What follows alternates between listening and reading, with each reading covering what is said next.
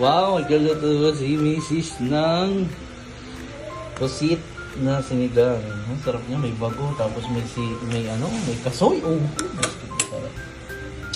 Tapos sa mga followers natin dyan, yan, tingnan nyo naman yung aming ulam ngayong gabi.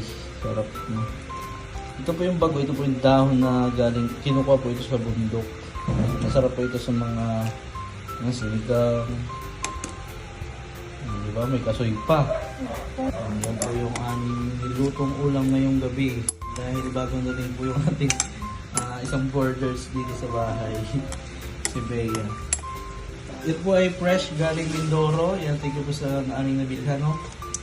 Ito po, titikman po natin yung ating nilutong pusit. No? Sarap. Masarap dito, maasim-asim. Yung kasoy, masarap ito pagka yan sa mga ganito pusit, mga galunggong. Pag taggalunggong na ito, masarap ito yung kasoy. Tikman ulit natin. Okay na to. Okay na to.